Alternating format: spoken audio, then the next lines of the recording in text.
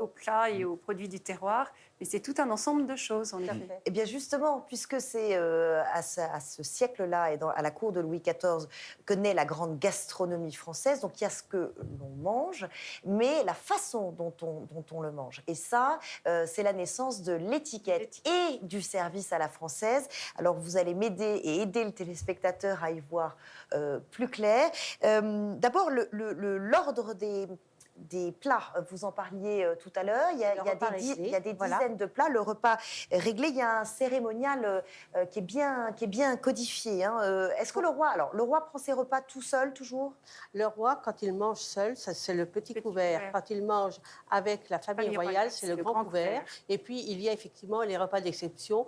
Quand il y a effectivement beaucoup plus de personnes, ça peut être un festin. Et là, c'est totalement différent. Alors l'ordre, les entrées, on l'a dit, l'étiquette. Qu'est-ce qu'on appelle l'étiquette? Alors c'est vraiment à ce moment-là, à la cour de Louis XIV, que naît l'étiquette à la française? Non, on estime que Henri III avait déjà mis en place une étiquette. Sa mère, Catherine de Médicis, s'était rendue compte que ça pouvait lui servir comme outil politique pour asseoir son pouvoir. Et Louis XIV, en arrivant à Versailles, c'était vraiment son souci principal d'asseoir son pouvoir, de contrôler toute la noblesse qui faisait venir à Versailles et de mettre en place l'étiquette, c'est-à-dire que chaque chose, chaque personne, chaque titre, chaque personne, voilà, à sa place. Oui. Alors, vous le disiez, hein, oui. Le protocole royal est extrêmement décrit parce qu'on sait exactement dans quel ordre doit se présenter chacun des officiers qui est responsable du service du roi. Donc, il y a vraiment énormément de choses qui sont... C'est totalement consigné et il n'est pas question de déroger à... Tout est réglé, chacun est mis à sa place. Et le roi lui-même... Oui. Et le premier acteur de cette étiquette. C'est une mise en scène extraordinaire. Une mise en scène Quand la viande du roi arrive, précédée du maître d'hôtel qui tient son grand bâton de commandement, qui montre sa fonction, et que tout le monde va se présenter, se précipite pour voir le roi qui va se mettre à table et qui va commencer à manger, effectivement, c'est... Et les autres restent debout? Oui. Toujours? Oui. Alors, une bonne fois pour toutes, on mange avec ses doigts ou on mange avec une fourchette? On commence à manger avec une fourchette? La fourchette existe déjà au XVIIe siècle, parce qu'également, c'est Catherine de Médicis qui l'a fait venir en France. Mais elle n'avait que deux pics. Mais Louis XIV n'aimait pas trop l'utiliser. Donc on mangeait avec les doigts? Il aimait la bonne chair, il mangeait avec ses doigts, un couteau. Et donc, pour plaire au roi, le reste de la cour mangeait avec Mais on dispose quand même les Alors, couverts. Vous pouvez disposer...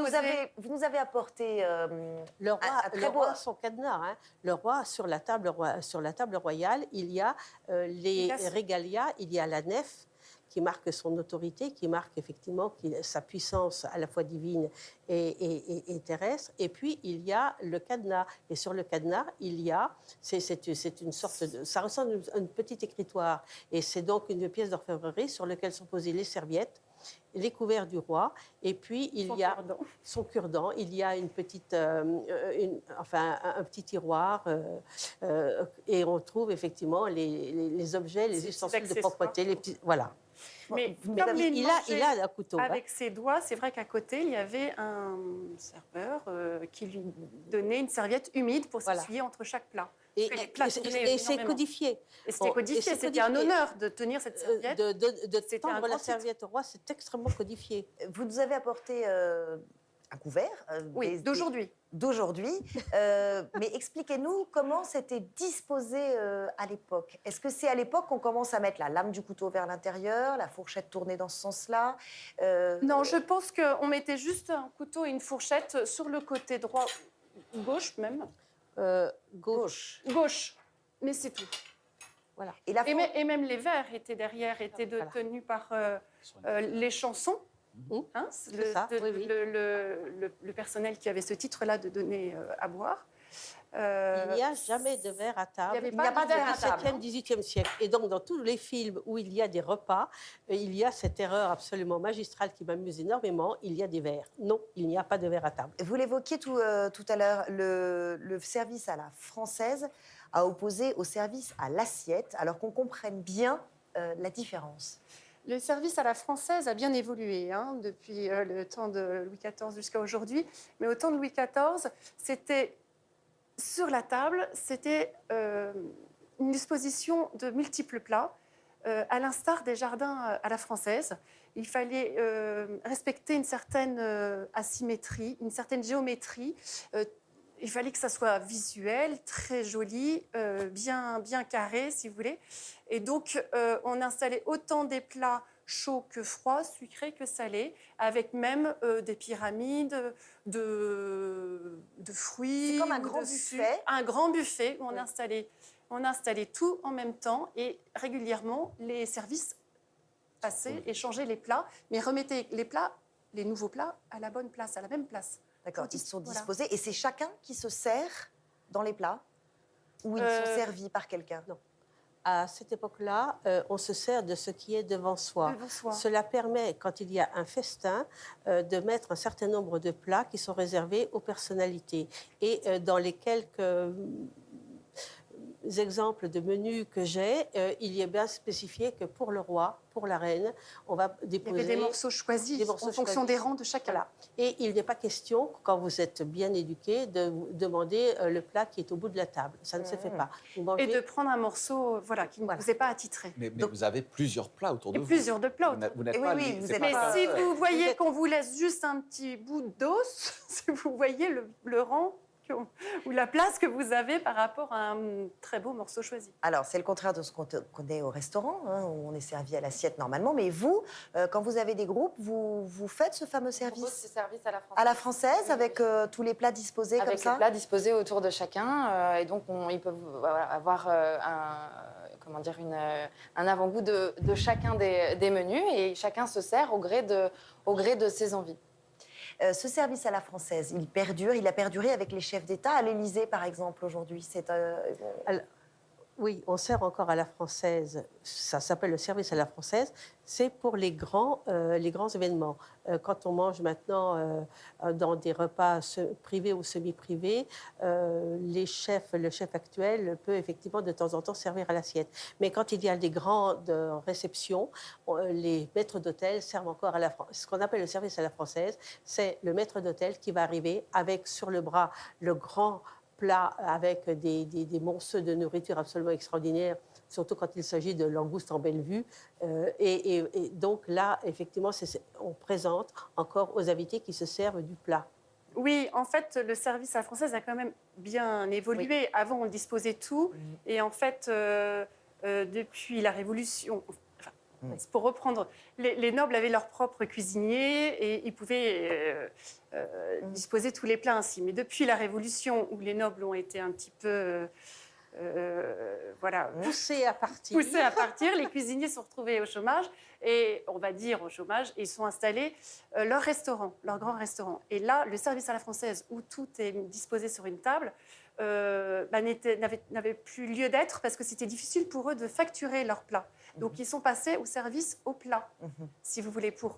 Et dans ces cas-là, le service du personnel a changé. Et donc, le service à la française consiste maintenant de présenter un plat et c'est le convive ou l'invité ou le client qui se sert.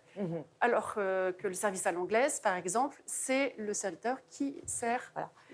Effectivement, elle a bien expliqué que au moment de la Révolution, à partir du moment où il n'y a plus cette structure des nobles avec le serviteur, pour un service à la française, il faut énormément de serviteurs. Vous demandez à votre serviteur de vous apporter le verre quand vous avez soif. Donc, on ne peut pas avoir 50 personnes s'il y a un repas de 50 couverts. Donc, il est évident qu'on va adopter assez rapidement ce qu'on a appelé le service à la russe. C'est-à-dire que là, au lieu de mettre, absolument, au lieu de mettre tous les plats d'un même service sur la table, il n'y a qu'un seul plat qui est passé à tous les convives. Qui tourne. C'est un peu ce qu'on fait chez nous maintenant. C'est ce qu'on fait chez nous maintenant. Donc on mange à la russe. On ne mange pas à la russe, c'est un service à la russe. C'est un service à la russe. Le plat est déposé sur un guéridon, dit le service au guéridon. Et donc, s'il y a une découpe d'une belle volaille, un beau plat visuel, il y a un spectacle, le maître d'hôtel découpe et ensuite il va présenter. Toutes ces évolutions, pour moi, me posent la question de qu'est-ce que c'est qui survit dans nos habitudes quotidiennes d'aujourd'hui de l'étiquette du XVIIe, XVIIIe siècle. Est-ce qu'il y a encore des choses aujourd'hui qui sont des habitudes qui viennent de cette époque-là? Ce qu'on garde surtout de cette époque-là, c'est de l'époque de Louis XV, je dirais, parce que Louis XV a instauré la salle à manger, avec la table de la salle à manger, un repas plus privé pour gagner plus d'intimité. Plus assis? Donc assis. Donc maintenant, il y a à partir de Louis XV, il y a des salles qui sont Est-ce que c'est attribuées Louis dites XV? salles à manger. Est-ce que c'est le repas bourgeois? Voilà, qui devient le repas bourgeois, parce que dans tous les hôtels particuliers qui se construisent, on met en place la salle à manger, avec une table ronde où les convives sont autour, assis. Et donc, il y avait au départ La servante, la servante, voilà, tout bêtement. où on déposait les accessoires, etc. Et comme ça, il y avait moins de serviteurs, on gagnait plus d'intimité. Et les plats et la disposition du service commençait à ressembler à celui d'aujourd'hui. Parce qu'il faut se rendre compte que Louis XIV, quand il a mis en place ce protocole du repas royal, qui est extrêmement lourd, Et très public. Enfin, très public, Louis XV, qui est son arrière-petit-fils, trouve ça quand même un peu pénible. Et comme Il va alléger tout ça. c'est un roi relativement timide, lui, ce qu'il aime, c'est manger en privé, avec ses amis, ses proches, absolument dans ses salles à manger privées. Et il évite au maximum les grands repas, je dirais, de cour, qui sont le petit et le grand couvert. Il y sera de temps en temps obligé, mais il essayera vraiment de s'en prémunir. Et sous Louis XVI, alors là, il est évident que Marie-Antoinette déteste. ça. Elle déteste cette étiquette-là et elle fait tout pour manger comme une petite bourgeoise. Alors, finalement, ce qui reste, c'est bel et bien, on va dire, l'investissement culturel du pays. Pas sur l'étiquette ou pas sur telle et telle habitude, mais sur la volonté de manger ensemble, sur la volonté de parler de ce qu'on mange, parce que c'est quand même ça. De rester des heures à table, et moi je pourrais vous laisser des heures parler de fruits, de légumes, d'habitudes alimentaires, mais on touche à la fin de cette émission. Moi, par curiosité, j'ai une question à vous poser. Vous disiez que Louis XIV avait une prédilection pour les asperges et les artichauts. Moi, je voudrais savoir comment on les mange correctement, parce qu'on est bien embêté avec ces légumes-là. Ah, en fait, ce qu'il en reste de cette époque-là, enfin de Louis XV et Louis XVI, c'est que également, au fur et à mesure, on ne mangeait plus avec les doigts.